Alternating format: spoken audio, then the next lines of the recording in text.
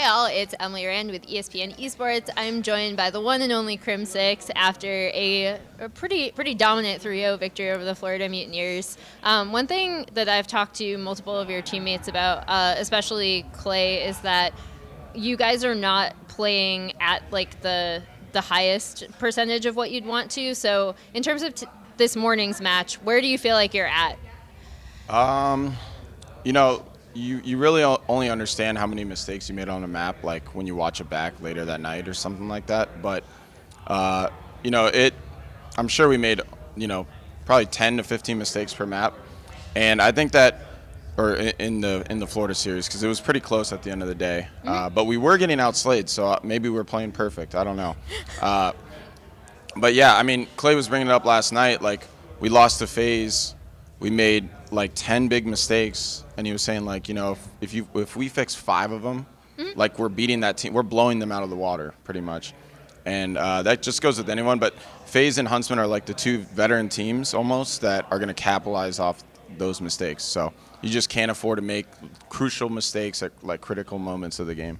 What do you guys go back and review both in between like same matches on the day? Because we have obviously like a lot more downtime than you used to, whereas previous tournaments would be like back to back to back to back.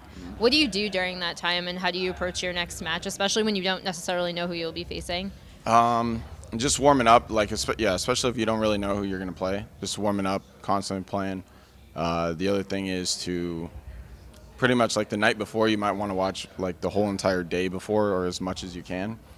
But yeah, this year's a little bit different with the tournaments because last year, we had league play. So going into every single day, we'd watch the VOD on that team the day before. So there's not a lot of preparation that you can possibly get from these because, at the end of the day, you might play one of 7 teams. So it's a little bit different. And I like this tournament setting though.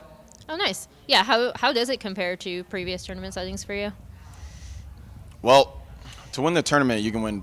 You only have to win 4 matches.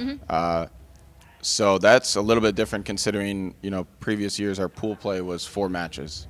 So previous tournaments we play like 9, 10 matches to win the tournament. Depending, and that's probably through winners.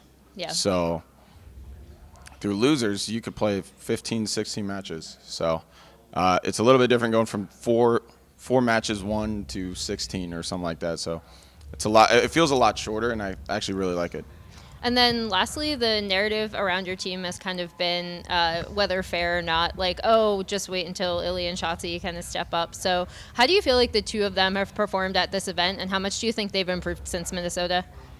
Minnesota, I was just thinking to myself in the setting and all the crowd, the fact that we're in a giant like concert hall, and that was probably, but as of right now, that was by far the biggest event that we've had this year. And I was just thinking to myself, like, there's no way that this is their first event and they're not nervous. They're not really nervous right now. Like, if they weren't nervous at all, like, that's not normal. So I mean, I sort of realized right when we were there and we sat down, and I was just like, oh my God. So like, that's what I was thinking, because that was one of the best venues we've ever played at with like one of the best crowds. So I think it's still a matter of time, but I think right now we're clicking. So All right. Well, all the best to you and the Empire going forward. And for more Call of Duty League coverage, keep it here on ESPN Esports.